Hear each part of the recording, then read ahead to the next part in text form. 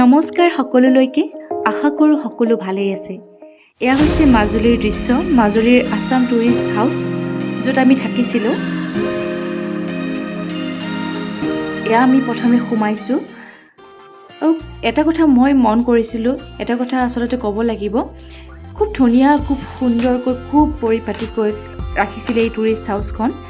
তাৰ যিখিনি কৰ্মকৰ্তা আছিলে তেওঁলোকে খুব পৰিষ্কাৰ পৰিচ্ছন্নভাৱে ৰাখিছিলে।